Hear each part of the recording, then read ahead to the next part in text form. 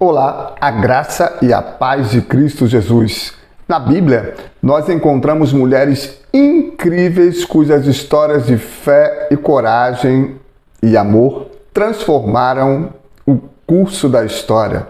Nesse vídeo, nós vamos explorar o legado dessas mães e refletir o que nós podemos aprender. Mães na Bíblia, essa é a nossa temática de hoje. Eu sou o pastor Gilmar Pinheiro e desde já, antes de adentrar a esse conteúdo, peço que você dê o like de confiança, compartilhe essa mensagem e se inscreva em nosso canal. O que elas nos ensinam? De fato, irmãos, algumas mães relatadas nas Escrituras eram mulheres aparentemente comuns e muitas delas até improváveis, porém entraram para a história da humanidade a partir do momento em que entregaram-se totalmente ao Deus Todo-Poderoso. Todas elas receberam os milagres que buscavam. Por isso, nós vamos aprender a partir de agora com 4 mulheres da Bíblia e uma que viveu no século XVIII. E a primeira dessas mães é Joquebede.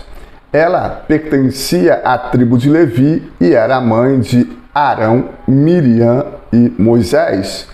Essa mulher entrou para a história através de um ato de fé. De fato, irmãos, sem fé é impossível agradar a Deus, como diz o escritor a Epístola aos Hebreus. Esse ato de fé e de coragem fez com que ela salvasse a vida do seu próprio bebê. Na esperança de salvar Moisés, Joquebede escondeu Moisés por 3 meses, depois fez um cesto e pôs o bebê dentro do cesto e colocou no rio. Por isso, quando lemos Êxodo capítulo 20, versículo 12, que diz: honra o teu pai e a tua mãe, para que se prolongue os teus dias na terra, que o Senhor teu Deus te dá. Assim, consideramos o esforço que Joquebede fez e através dela nós aprendemos que todas as mães fazem um esforço tremendo para salvar os seus filhos de suas dificuldades, assim como Joquebede fez para salvar Moisés. A segunda mãe que iremos falar é Ana. Ana, mãe do grande juiz e profeta Samuel. A história de Ana não é, a princípio, uma história agradável. Ana sofreu muita humilhação. E ela sofreu essa humilhação porque não podia ter um filho. Ana era estéril. Apesar de ser a esposa preferida de Eucana, Eucana também tinha uma outra mulher, Penina, que provocava Ana exaustivamente. Penina era competidora e desprezava muito a Ana porque essa não podia ter filhos.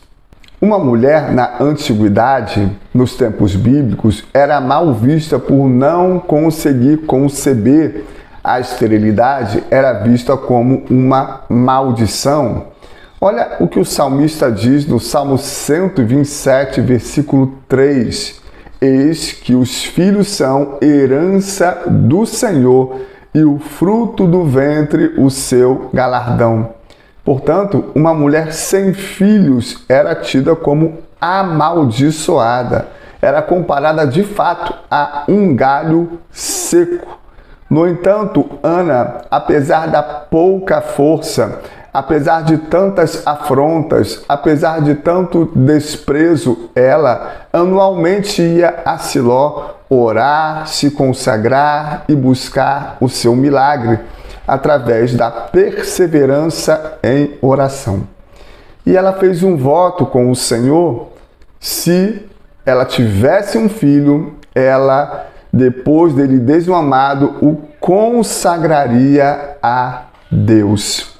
O seu pedido foi atendido e nasceu Samuel, um dos maiores profetas e o primeiro juiz de Israel no Novo Testamento. E de fato, ela honrou o seu voto. Samuel, depois de desmamado, ele foi ali apresentado, levado para o templo para servir a Deus. O que aprendemos com Ana? Perseverança.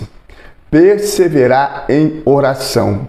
Deus disse: batei e abre-se-vos-á. Entretanto, Deus não disse quantas batidas tínhamos que bater. Há milagres que são instantâneos, como o da mulher hemorrágica. Entretanto, há outros milagres que demoram um pouco mais a acontecer. Então, a mãe Ana nos ensina de fato a perseverar em oração, mesmo que os ventos sejam contrários. Perseverar nos caminhos do Senhor, mesmo que você ainda não esteja vendo o milagre. Ei, mãe, persevere, porque o teu Deus está agindo. Ele está trabalhando. Veja o que diz o profeta maior Isaías: desde a antiguidade não se viu, nem com olhos se percebeu, nem com ouvidos se viu, um Deus além de ti, que trabalha para aquele que nele espera. Espera em Deus, mãe. Persevera. Persevera. Deus transformará a sua humilhação em exaltação. Creia no poder de Deus. Ele é contigo. A terceira mãe das Escrituras, nós falaremos sobre Isabel. Isabel foi mãe de João Batista, aquele que preparou o caminho no deserto para o Salvador. Depois de um longo silêncio profético de séculos, Deus começou a falar de novo com o seu povo, através de João Batista. Mas queremos falar de sua mãe.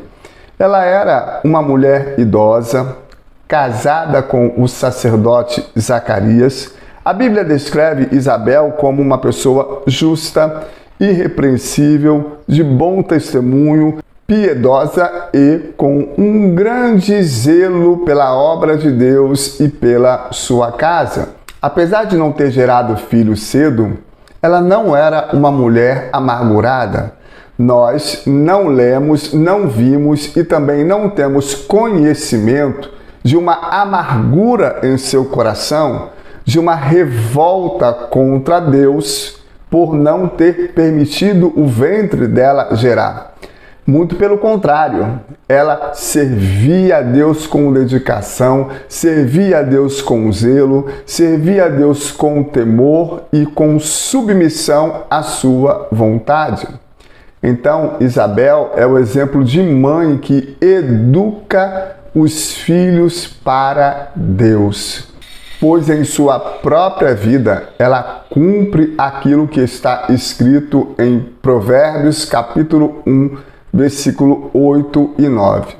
Filho meu, ouve a instrução de teu pai e não deixe o ensino de tua mãe, porque serão como diadema de graça em tua cabeça e colares no teu pescoço. Então, com Isabel, nós aprendemos a educar os nossos filhos com temor e tremor. Na presença de Deus, uma educação com princípios, bíblica. E a última mãe que falaremos aqui na Bíblia é Maria. O que a mãe do nosso Senhor Jesus Cristo pode nos ensinar? Maria era uma jovem israelita que obedeceu ao chamado para ser mãe de Jesus. Certa vez ela recebeu a visita do anjo Gabriel, que anunciou que ela seria a bem-aventurada, que estaria ali em seu ventre gerando o Rei dos Reis e Senhor dos Senhores. A sua história nos ensina a nos silenciar e confiar totalmente em Deus.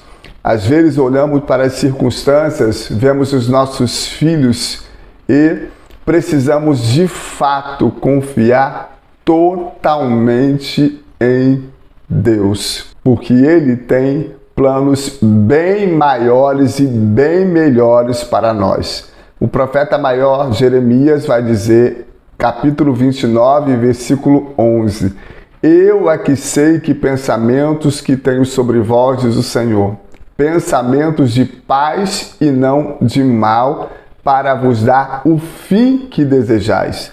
Certamente, os pensamentos de Deus são muito mais altos do que os nossos pensamentos e os seus caminhos muito mais altos do que os nossos caminhos.